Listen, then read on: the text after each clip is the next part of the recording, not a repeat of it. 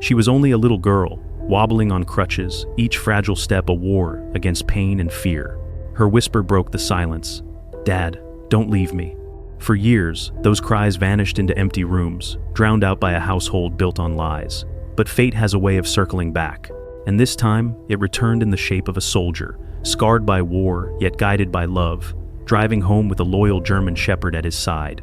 What followed would unravel a stepmother's cruelty, awaken truths long buried, and prove that courage can bloom inside even the smallest heart. But be warned, this ending won't be the one you expect. Betrayal will twist into revelation, and the hero may not walk away unscarred. The road into Silver Ridge, Montana, cut through pine groves kissed by the last light of winter. Smoke curled lazily from chimneys, proof that while the world had spun forward, this small town had remained frozen in its quiet rhythm. Behind the wheel of a sand-colored pickup, Sergeant Caleb Hart gripped the steering tight. 34 years old, 10 years gone, a man who had learned to carry grief and duty on the same broad shoulders. His square jaw carried stubble, his left cheekbone bore a faint scar, a souvenir of a Humvee blast that almost stole his life 5 years ago. His eyes, somewhere between steel blue and storm green, carried the weight of deserts, gunfire, and sleepless nights. Yet beneath that hardness pulsed something fragile, an ache only family could touch. Beside him, stretched across the passenger seat, Atlas rested like a guardian of flesh and fur. The 6-year-old German shepherd was no ordinary dog.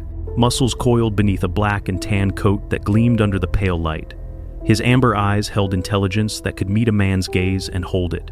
He carried his own scar, a pale mark across his front leg, a wound from a battlefield that never dimmed his strength but branded him with quiet gravity. Atlas had been trained as a therapy K9, steadying soldiers through panic, standing guard over the broken. For Caleb, he was more than a comrade. He was blood. The weather-worn wooden sign rose into view. "Welcome to Silver Ridge." Caleb eased the truck into a slower crawl, a breath catching in his chest. Home. The word didn't feel soft, it felt heavy, like it carried too many ghosts. At the edge of town stood the Hart House, cedar shingles weathered by Montana storms, its porch leaning as if it had secrets it could no longer carry. What waited inside was more than just family. It was a reckoning. A cross. The porch stretched a banner. "Welcome home, Caleb." Balloons bobbed in the cold air, and a crowd already filled the yard. Laughter and the clinking of glasses spilled into the road. Neighbors had gathered, eager to welcome the town soldier. Mr. Harold Benson, the hardware store owner in his 70s, tall and thin, with hands scarred from decades of carpentry, nodded stiffly. His words were always few, but his respect ran deep. Reverend Tom Avery, a barrel-chested man with a beard flecked gray and kind brown eyes, clasped Caleb's shoulder. "We prayed for you every Sunday, son," he said. "Good to see the prayer answered." Caleb forced a smile. "Thank you, Reverend. It's good to be back." From the doorway emerged Vanessa Ellery Hart, his second wife. Vanessa was 32, her figure tall and willowy, wrapped in a crimson dress that clung perfectly to her waist. Her hair was chestnut brown, straight and glossy, falling to her shoulders like silk. Her face had the symmetry of a magazine cover, her lips painted the shade of ripe cherries, her smile sweet and practiced. To strangers, she looked graceful, generous, even tender. But Caleb noticed her eyes, hazel, sharp, and calculating, like glass shards hidden beneath honey. "Caleb," she said, gliding toward him with her arms wide. She pressed her cheek to his, careful not to smudge her makeup. "Everyone is so excited, and this must be Atlas." The shepherd lifted his head, sniffed once, and let out a low, almost imperceptible growl before sitting back. Caleb tugged the leash gently, but he took note. Atlas rarely growled without reason. "Where's Lily?" Caleb asked, his voice lowering. "Where's my daughter?" "Inside," Vanessa replied smoothly. "She's resting. The crutches tire her quickly. You know how delicate she island." Before Caleb could answer, a small voice called from the hallway. "Daddy," there she was. Lily Hart, only 8 years old, appeared at the doorway like a fragile star, trembling against the dark. Her blonde hair, fine as wheat, fell into her face. She had hazel eyes like her mother once had, though they were ringed with shadows of sleepless nights. She leaned heavily on a pair of crutches, her right leg locked in a pale brace that reached from thigh to ankle. The doctors had said the bone was mending, but it would be months before she could walk unaided. Her jeans were too long, cuffed above her brace, and her sweater had frayed cuffs. She smiled when she saw Atlas, not out of politeness, but with the desperate relief of a child seeing her only friend. Atlas padded forward, lowering his head until Lily's small hand brushed his fur. The dog pressed close, steadying her crutches as if trained to do so. Caleb's throat tightened. He had crossed deserts and firefights, but nothing made his chest ache more than the fragile way his daughter leaned on a dog for balance. "Hey, Bug," he said softly, kneeling in front of her. "Look at you. Stronger than all of us." "I'm not strong," Lily whispered, embarrassed. "Atlas is strong." Vanessa appeared at Lily's shoulder, smiling for the crowd. "She's improving every day," she said sweetly. "She only stumbles when she forgets to listen." Her hand lingered at Lily's back, too firm for tenderness. Inside, the living room gleamed with fairy lights and polished silver. A long table overflowed with casseroles, pies, and crystal glasses. Guests moved about in laughter and chatter. Caleb noticed more photos of Vanessa on the mantel than of Lily. His daughter's childhood had been reduced to one frame picture in the corner, her face small and cropped. 2 homecomings. Vanessa lifted a glass of champagne, her voice clear as a bell. "And to new beginnings." The crowd cheered. Caleb raised his glass but kept his eyes on Lily. She stood alone near the piano, shoulders slumped, one crutch, slipping slightly on the polished wood floor. Then it happened. Vanessa swept across the room, crimson dress trailing. Like a warning, she bent down, smiling sweetly enough for the nearest guests, and whispered something only Lily could hear. Lily's face stiffened, and when she tried to move, Vanessa's manicured hand brushed against her arm. Too firm, too deliberate. The girl wobbled, her crutch slipped. The room gasped as Lily lurched forward. Atlas launched himself in a blur of black and tan, pressing his body beneath the child before she could strike the floor. Lily tumbled against his broad back, her cheek cushioned in fur rather than hard wood. She clung to his neck, wide-eyed. Atlas stood firm, absorbing the fall with the strength of a fortress. Caleb dropped his glass with a crack and rushed across the room. He knelt, arms steadying his daughter, his eyes darting from her brace to her terrified face. "I've got you," he whispered. Lily nodded, swallowing tears. "I almost heard him," she said shakily. "I almost heard Atlas." The shepherd licked her cheek, tail sweeping once across the floor like a reassurance. The crowd fell silent. Vanessa pressed a hand to her chest, her smile still polished, but her eyes sharp as knives. "She loses her balance often," she explained, voice saccharine. "I tell her to be careful, but she never listens." Caleb looked at her, and for the first time in years, he saw past the smile. In her gaze was a flash of cold contempt, a truth she had hidden behind charm and parties. He had been blind, but Atlas had not. The laughter resumed in nervous fragments. Guests excused themselves, murmuring goodbyes. The banner fluttered in the draft, but the night had already changed. Caleb shifted Lily to the couch, placing pillows beneath her leg. Atlas lay down at her feet, head raised, eyes locked on Vanessa, as if he were already her judge. Caleb sat beside his daughter, heart clenched in silence. He had returned from war to find another battlefield waiting, one hidden inside his own home, and he knew with the certainty of a soldier reading the terrain that this was only the beginning. The morning after the welcome party, Silver Ridge looked deceptively peaceful. Sunlight spilled across the hardy yard, painting the frost on the porch rail in silver lines. To anyone passing by, the Hart home was a postcard. Cedar siding, a swing swaying gently in the breeze, the sound of a kettle inside. But Caleb Hart knew better than most men that battles often lived in the silence after applause. He rose early, his body tuned to years of reveille. Atlas followed, pause, clicking softly across the hardwood floor.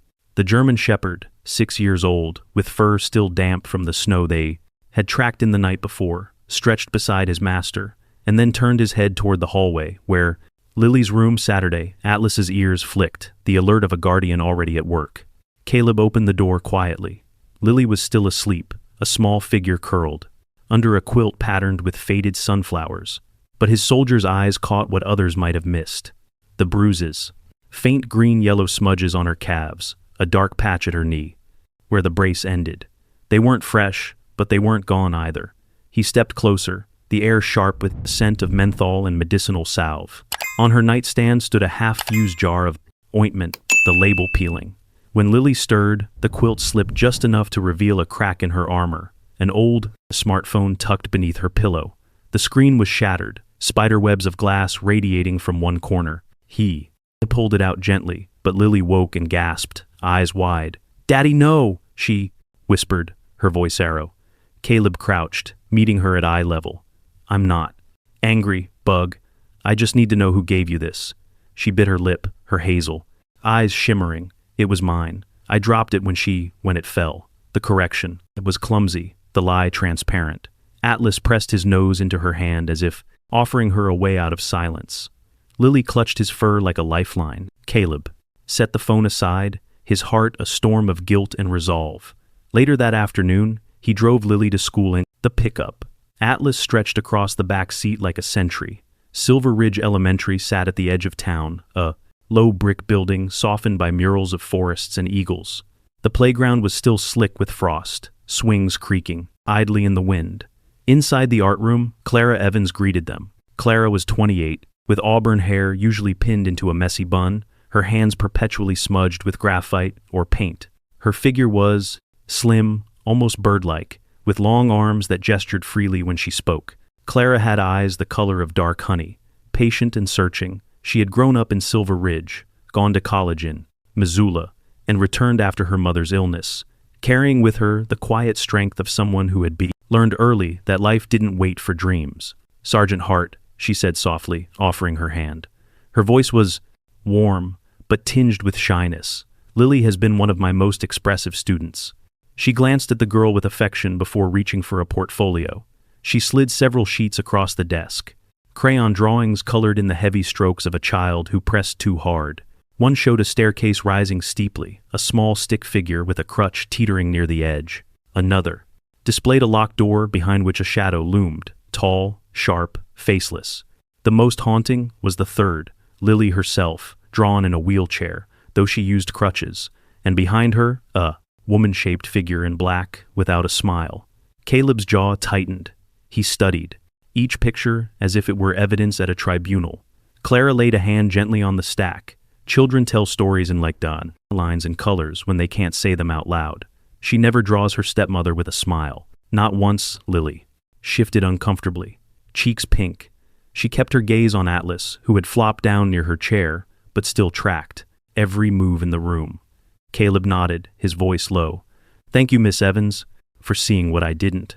After school, he walked Lily back toward the truck, Atlas pacing on her left, matching her halting rhythm step by step. The dog adjusted his pace naturally, letting her lean on him when the crutches wobbled. Caleb watched and thought, Atlas has become more than a companion. He is her stability. That evening, while Vanessa was at a ladies' social, Caleb stepped onto the porch for air. The mountains had turned purple in the dusk, and the air smelled faintly of wood smoke. He lit the porch light and found Harold Benson leaning against the fence.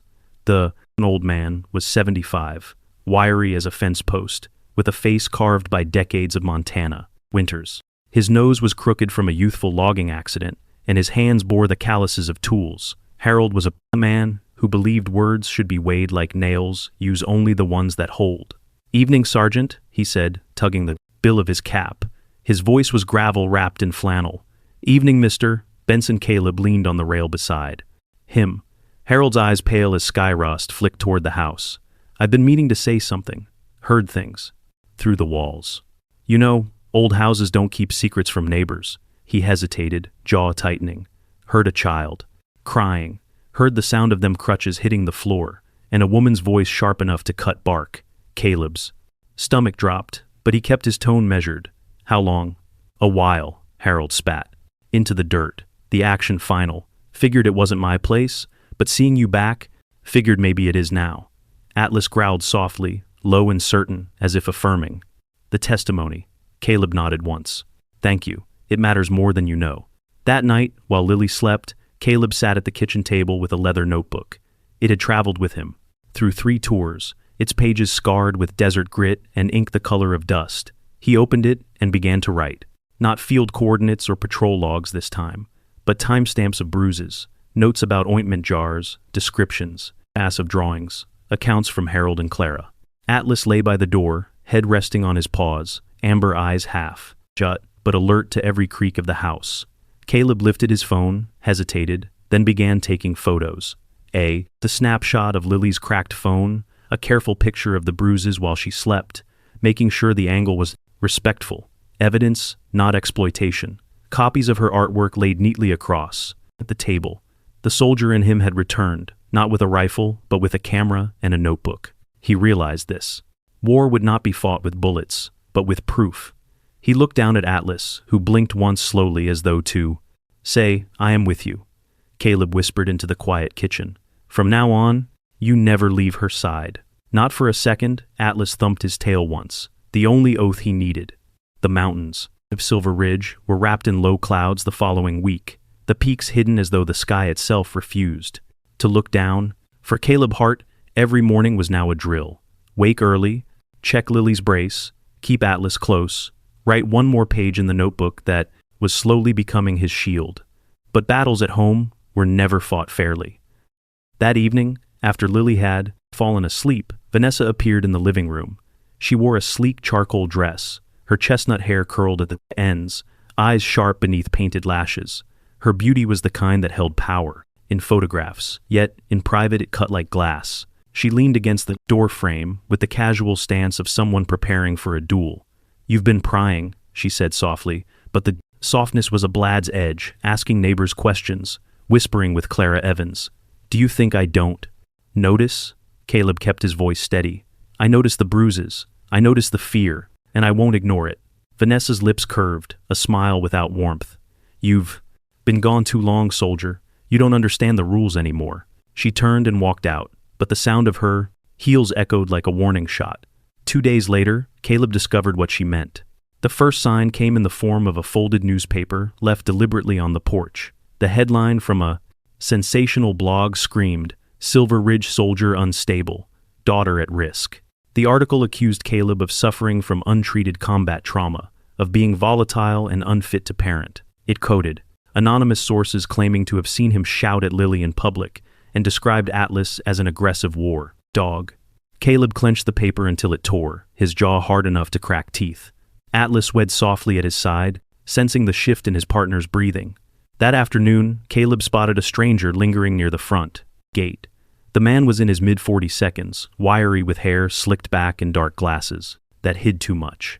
He wore a weathered leather jacket and carried a camera with the arrogance of ownership. His name was Riley Grant, a paparazzo who had drifted from city scandals to small-town prey when he smelled opportunity. Riley was known for manufacturing stories as much as capturing them. He had a lean, fox-like face, sharp cheekbones, and the twitchy energy of someone who thrived on other people's disasters. His smile was thin, the kind that didn't reach his eyes. He raised his camera the moment.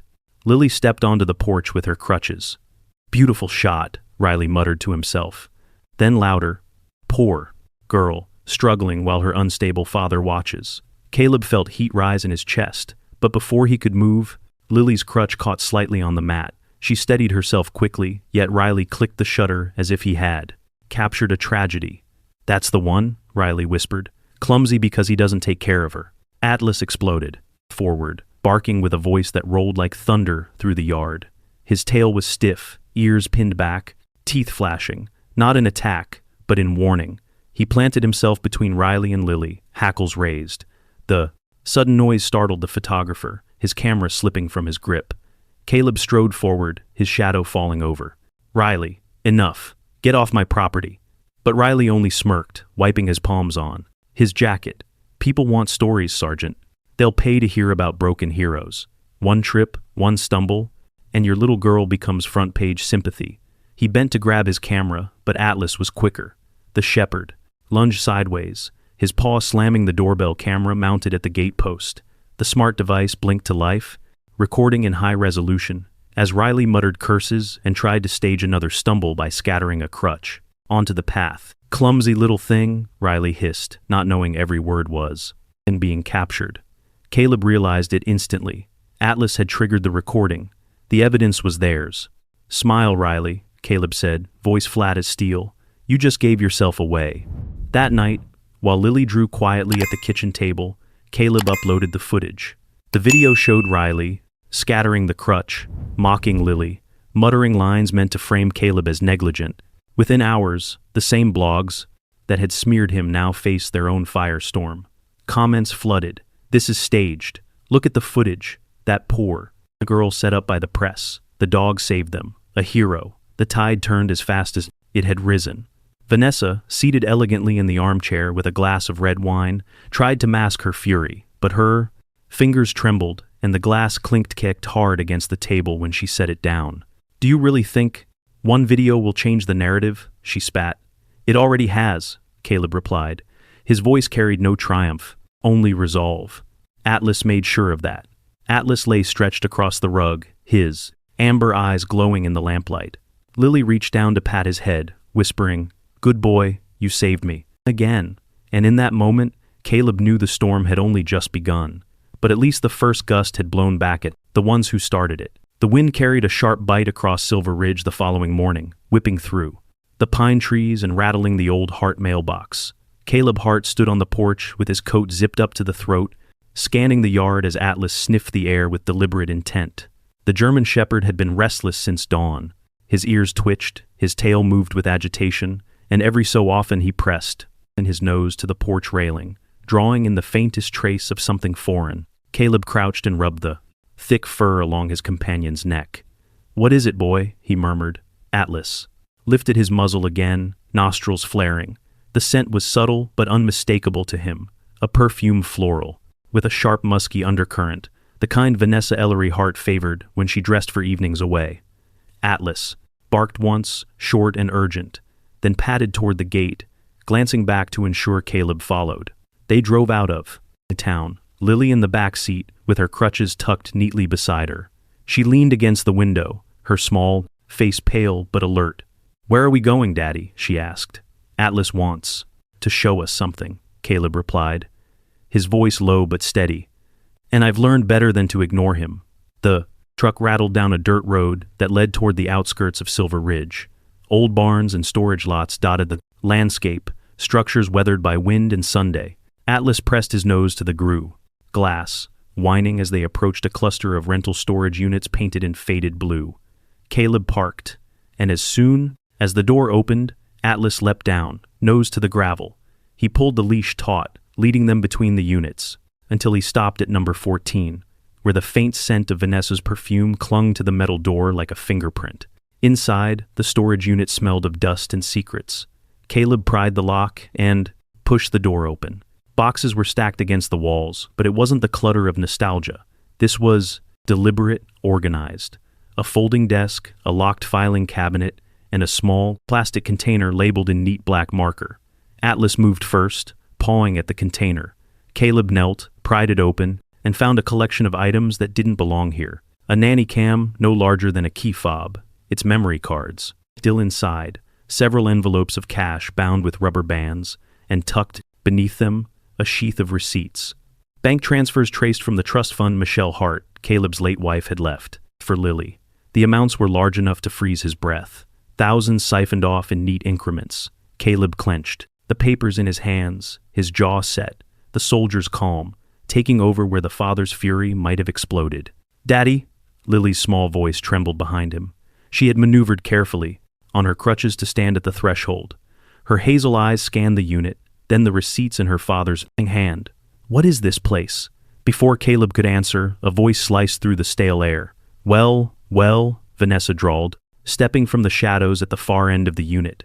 She wore a tailored coat, the color of deep wine, her chestnut hair perfectly arranged despite the chill. Her lips carried the ghost of a smile, but her eyes were wide, pupils dilated with the shock of being caught.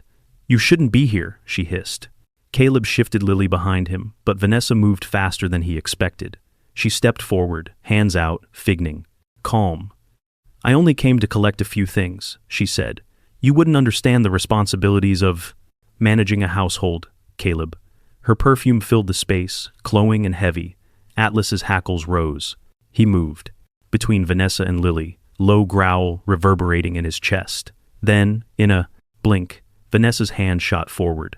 She pushed not hard enough to draw suspicion if seen by strangers, but just enough that Lily's crutches wobbled. The girl stumbled dangerously close to the steep stairs that led down to a basement chamber at the back of the unit.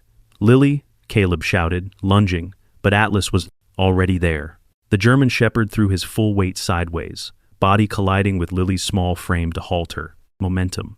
His nails scraped against the concrete as he braced himself, chest pressed firm to block her fall. Caleb caught his daughter in the next heartbeat, pulling her into his arms, the thud of his boots echoing in the hollow space. "Not another inch," Caleb growled, glaring at Vanessa. For the first time, the mask cracked.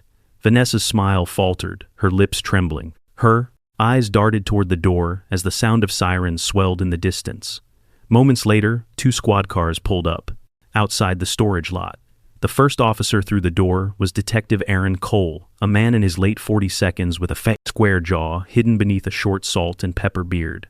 His build was solid but beginning to soften, his once dark hair streaked gray. His eyes, however, were sharp icy blue, with the tired wisdom of a man who had seen too many lies collapse into truth. Cole was known in Silver Ridge for his unflinching demeanor, a man who trusted evidence more than words. Years ago, his younger brother had been falsely accused in a scandal that destroyed his career. Since then, Cole had vowed never to let sloppy investigations ruin another life. "Sergeant Hart," Cole greeted curtly, then surveyed the scene. Vanessa frozen. Near the desk, Caleb holding Lily close, Atlas planted firmly as if ready to testify himself. "What do we have here?" he asked, voice calm but edged with suspicion.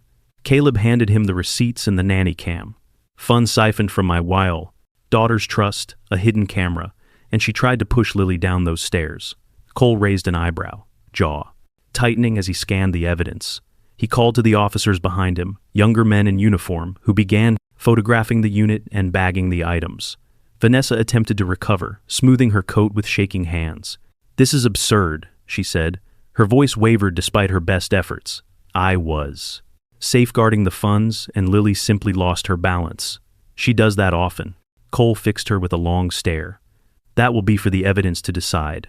As Vanessa was escorted outside, her face remained cold, but her eyes betrayed her. Fear rippled beneath the surface like a current no disguise could cover. She glanced back once, her gaze locking with Caleb's. There was no sweetness left in her expression, only the brittle recognition that her fortress of lies had begun to crumble. Caleb looked down at Lily, who clung to him and to Atlas. At once. "You're safe," he whispered, his voice ragged. Atlas pressed his head against Lily's side, amber eyes steady as stone. For the first time in weeks, Caleb felt the tide shift. Not the end of the war, but the beginning of truth finding its ground. Snow swirled across Silver Ridge like a curtain. The morning of the hearing. The courthouse, a sandstone building from the early 1900s, stood at the center of town, its columns frosted white. Inside, the air carried both the damp chill of winter coats and the rising tension of a community gathered to witness truth battle against appearances.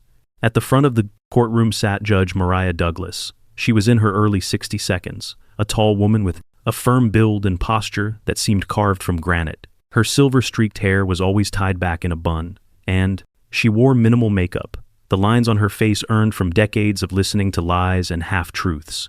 Known and across the county for her unshakable fairness, Douglas had once lost her own younger brother in a custody dispute, where the system had failed. That wound made her intolerant of manipulations involving children. "Court is in session," she announced, her voice deep, resonant, commanding silence. Vanessa. Ellery Hart sat at the defendant's table, draped in a sleek navy coat, her lips painted crimson. Her usual aura of superiority seemed thinner today, her fingers twitching slightly as she smoothed the fabric over her knees. Beside her sat a young man in a shiny gray suit, Paul Brackett, the blogger, responsible for spreading the unstable veteran's story. Paul was only 32, with thin blonde hair styled into a slick wave, a face too narrow for his ambition, and eyes that darted constantly around the room like a trapped animal. Caleb Hart sat opposite them, his broad frame filling the chair. At the plaintiff's table, he wore a simple dark suit, his scarred face clean-shaven, his jaw locked in quiet determination. Beside him was Lily, in her pale yellow dress, a brace still strapped to her leg. Atlas lay at her feet, 6 years of loyalty compressed into his tense muscles, his amber eyes sweeping the room with soldierly focus. The first witness called was Harold Benson, the elderly hardware store owner. Harold shuffled to the stand, wearing his heavy flannel coat over corduroy trousers. His body had thinned with age, but his shoulders still carried the dignity of a man who had worked with his hands for 50 years. His voice, growly but steady, filled the courtroom. "I've lived next door for 3 decades," he said. "I've heard the shouting. I've heard the sound of crutches slamming to the floor. More than once, I wanted to knock on that door, but I thought maybe it wasn't my place. Now, I know it should have been." Vanessa's attorney tried to cross-examine, but Harold's pale eyes held firm, his words deliberate as hammer strikes. Next came Clara Evans, Lily's art teacher. Clara, slim and bird-like with auburn hair loosely tied, walked to the stand with quiet composure. She carried a folder pressed against her chest. "These are Lily's drawings," Clara explained, laying them gently on the judge's bench. "They show her world as she sees it. A steep staircase, a locked door, a shadow without a smile. Not once in months did she draw her stepmother with warmth. Children don't invent such patterns without cause." The judge studied the Crajan lines, her brow furrowed.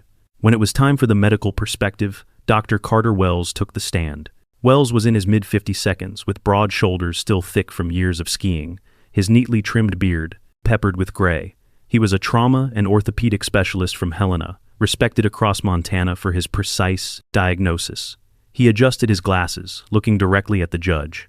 "I examined Lily's injuries 2 weeks ago. The fracture in her tibia is consistent with blunt force from a shove, not with a simple fall.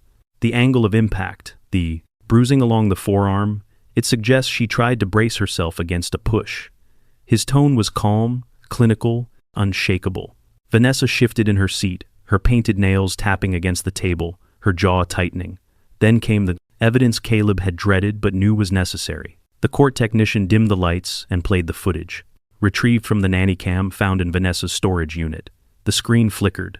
A grainy video appeared. Lily, in the living room, leaning carefully on her crutches.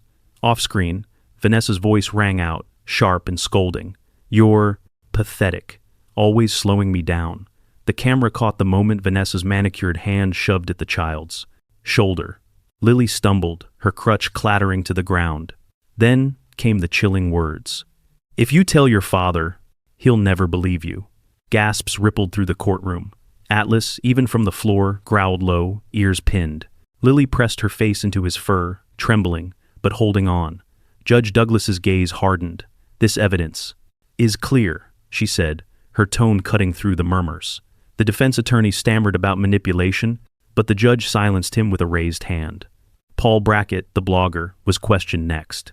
Under the harsh eye of the judge and the steady drilling of Caleb's attorney, Paul confessed to being paid by Vanessa to fabricate stories. His words tumbled quickly, sweat shining on his thin forehead. She gave me the tips, the fake sources, said it would make a headline that people love a scandal about a soldier losing control. Judge Douglas leaned back, her expression unreadable for a long moment. Finally, she spoke her words slow, deliberate. "Vanessa Ellery Hart, this court finds probable cause for charges of child endangerment, abuse, and conspiracy to defame. Mr. Paul Brackett, you will face charges of libel and fabrication of information. Effective immediately, I am issuing a no contact order. Neither of you will approach or communicate with Lily Hart under any circumstances." The gavel cracked against the sound lock. The noise echoed like thunder through the winter courtroom. Vanessa's mask broke at last. Her lips trembled, her eyes wide with fury and fear. She hissed under her breath, audible only to Paul beside her. "This isn't over." But Caleb, holding Lily's hand in his broad palm, felt the weight lift for the first time. Atlas leaned into his leg, amber eyes still sharp, but his tail flicked once against the polished floor. The storm outside could rage, but within the courthouse, a fragile line of justice had been drawn. The days after the trial arrived, like cautious steps on thin ice. Snow still blanketed the streets of Silver Ridge, but the air inside the Hart household began to feel less like a battlefield, and more like something fragile, something that might grow into peace if nurtured carefully. Caleb Hart, once a man who measured his worth in deployments and medals, now measured it in the quiet moments between his daughter's smiles and the soft thump of Atlas's tail against the kitchen floor. Caleb had cut down his overnight shifts at the Veterans Hall, where he used to volunteer to mentor younger soldiers. His colleagues were surprised, but he explained with a calm resolve, "My tour is at home now. For the first time, he forced himself to slow down to notice the rhythms of daily life that had slipped through his fingers before. That first Saturday morning, Caleb attempted breakfast. He stood in the kitchen, sleeves rolled up, flipping pancakes with a seriousness that would have made a drill sergeant laugh. The batter sizzled unevenly in the pan. One pancake stuck to the edge and tore as he tried to turn it. Another came out lopsided, vaguely shaped like a star. Lily, sitting at the counter with her crutches, leaned against the stool, giggled. Her hazel eyes sparkled despite the brace around her leg. "They look like the real sky," she said softly, picking up a crooked star-shaped pancake with her fork. "The stars aren't perfect either, Daddy. That's why they're beautiful." Caleb blinked hard, throat tightening. Atlas thumped his tail approvingly on the floor, his tongue ling as if to second Lily's verdict. Every afternoon, Caleb accompanied Lily outside for her walking practice. The air was crisp, carrying the scent of pine and chimney smoke. The front yard was packed with snow shoveled into little hills.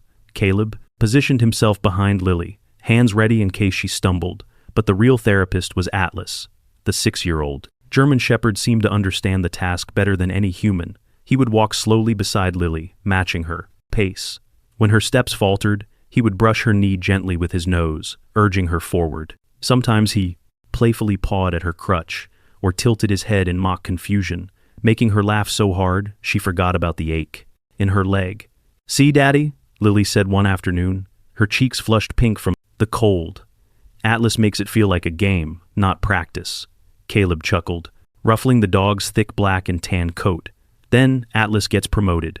From soldier's partner to chief therapist, Atlas wagged his tail with such gusto that snow scattered like confetti. It was Clara Evans, the art teacher, who had introduced Caleb to Maya Lewis, a pediatric physical therapist who had recently moved to Silver Ridge. Maya was in her early 30s, tall and lean, with dark curls that framed her warm, heart-shaped face. She wore simple sweaters and long skirts, her brown skin glowing with the health of someone who believed in walking everywhere. Maya had the kind of calm presence that filled his room, a gift honed by years of helping children learn to live with pain. In the Heart living room, she spread a mat and knelt beside Lily, speaking gently. "Sometimes pain feels like a monster that wants to scare you," Maya said. "But if we give it a name, it becomes smaller. What would you like to call it?" Lily thought for a moment, brow furrowed. "The shadow," she whispered. Maya nodded. "Good. The next time the shadow comes, tell yourself, 'I know your name. You don't control me.'" She demonstrated slow breathing, guiding Lily to inhale for 3 counts, exhale for 4. Caleb watched carefully, trying the rhythm himself. His large frame seemed almost clumsy at first, but he realized the steady cadence felt grounding. Later that night, when Lily woke whimpering from a sharp ache in her leg, Caleb sat beside her bed. Instead of rushing her to push through, he whispered, "Remember what Maya said. Call it the shadow. Breathe with me." They breathed together until her trembling eased. Atlas lay at the foot of the bed, head resting on his paws, his amber eyes soft but vigilant. Caleb also began to learn the subtler lessons of fatherhood, when to act and when to simply be present. In the past, he had approached life like a mission: fix the problem, complete the objective. But Maya's sessions taught him that sometimes healing came not from fixing, but from waiting, from allowing silence to be safe. One evening, Lily sat by the window sketching. The glow of the lamp haloed her golden brown hair, and outside, snowflakes drifted lazily. Caleb wanted to ask about her drawing, to know what lived in her mind, but instead of pressing, he sat quietly across the room, reading but staying near. After a while, Lily wheeled herself over with her sketchbook. "I drew this for you," she said shilly. It was a picture of their house, colored warm yellow, with smoke curling from the chimney. In the yard stood a tall figure holding the leash of a German Shepherd, and beside them, a girl with crutches, but also with a wide smile. Caleb traced the crayon lines with his calloused fingers. "It's beautiful," he whispered. His eyes burned, but he blinked the tears away. As days passed, the Heart home changed. The kitchen smelled of pancakes and cocoa instead of tension. The living room rang with laughter when Atlas pawed at his chew toy and accidentally knocked over Lily's coloring pencils. The hallway walls, once silent, began to display Lily's artwork. Brighter skies, open doors, figures standing together instead of apart. Silver Ridge, too, began to shift. Neighbors who had once kept their distance now greeted Caleb warmly. Harold Benson stopped by with jars of honey and stories from his youth. Clara Evans visited with new sketch pads for Lily. Even Judge Douglas sent a note reminding Caleb that healing was as much a victory as justice. One evening, Caleb stood on the porch watching Lily and Atlas play in the Plashanai snow. She moved more steadily on her crutches now, her laughter rising into the cold air. Atlas darted beside her, careful but playful, sending up little bursts of powder with his paws. Caleb folded his arms, the cold biting through his jacket, but he barely noticed. For the first time since his return from war, the world felt less like a battlefield and more like a promise. The town of Silver Ridge came alive with color the morning of the winter festival. Banners rippled from the lampposts. Children in knitted scarves darted through the crowd with sticky caramel apples, and the square smelled of wood smoke and cinnamon. Against the white slopes that framed the valley, the people of the town gathered, their chatter rolling like a tide. Caleb Hart stood near the registration tent, the collar of his dark coat turned up against the cold. His scarred jawline and broad shoulders made him look like a sentinel, but the gentleness in his eyes as he adjusted Lily's scarf betrayed his true role. A father who had found his post at last. Lily, in a pale blue and winter coat with little embroidered stars, leaned lightly on her crutches. Her hazel eyes sparkled, nervous, but, "Are you sure, sweetheart?" Caleb asked. Lily nodded, her golden, brown hair catching the sunlight. "I want to try, Daddy. For Mom, for us." Atlas stood between them, 6 years of muscle and loyalty wrapped in a black and tan coat. His breath puffed in, little white clouds, ears alert, amber eyes scanning the crowd. He looked almost regal with the harness Caleb had, polished the night before, as if he knew he was part of something sacred. The announcer's voice rang out, warm and steady. "Welcome to the annual Heroes Walk, a short course for children recovering from injuries. Today, we walk, not only for strength of body, but for strength of spirit." Among the onlookers was Ella Launer Price, the town's newspaper editor. In her 50 seconds, Ella Launer was a tall woman with streaked gray hair and sharp green eyes. She wore a heavy wool coat and carried a battered notebook. She had once been accused of being too stern, but in truth, her heart had been broken when her younger sister died of illness years ago. Since then, Ella Launer had taken every child's story as her personal duty. Today, her pen hovered above the page, ready to catch history in ink. Near her stood Reverend Samuel Brooks, a kind-faced man in his cloning, early 70 seconds, with a stooped back but a booming laugh. His white hair curled under his wool cap, and his cheeks were ruddy from years of mountain wind. He clasped his weathered hands together, whispering a blessing as the children lined up. Samuel had served as pastor for 40 years, his faith surviving the loss of his wife and the trials of guiding a community through hardship. And scattered through the square were neighbors who had once doubted Caleb. Harold Benson, the hardware store owner in his flannel, Clara Evans, Lily's art teacher with her auburn hair peeking from beneath a knitted hat, Detective Aaron Cole, his salt and pepper beard, catching snowflakes. They had come not as witnesses to a trial, but as witnesses to healing. The course was short, just a stretch across the packed snow square marked with ribbons. Lily placed her crutches firmly at the starting line, cheeks flushed from the cold. Caleb knelt beside her, his large hands covering her small ones. "Remember," he whispered, "you don't have to finish, just try." But Lily's gaze was steady. "I want to." The horn sounded. Children shuffled forward, some in wheelchairs, some with braces, others leaning on parents' hands. Applause rose from the crowd, warm as the sun breaking through clouds. Lily moved carefully, step by step, the rubber tips of her crutches pressing into the snow. Atlas paced to her left, his stride slow and deliberate, while Caleb walked to her right, every nerve in his body tuned to her balance. Halfway through, Lily paused, her chest rising and falling. Caleb crouched beside her, ready to lift her if needed. Then she surprised him. She set her crutches aside. The crowd hushed. Her first step without them wavered, her body swaying. Atlas pressed, his shoulder gently against her hip, steadying her. Caleb's hand hovered inches from her arm, but didn't touch. One step, then another. Morning light spilled across the square, turning the snow into fields of silver. Children's laughter rang out first, bright as bells, then adults followed, their voices swelling into a chorus that wrapped the town in hope. Eleanor Price scribbled through her tears, her notebook trembling as she tried to capture history in ink. Reverend Brooks lifted his weathered face toward the sun, whispering a prayer that felt like a release. Amen. And then Lily, chin raised, eyes fierce with determination, walked the final 3 steps without help. Her foot struck the ribbon. The square erupted. Cheers thundered like a storm breaking after years of silence. She turned, cheeks wet, and fell against Atlas, burying her face in his fur. The shepherd whined low, licking away her tears.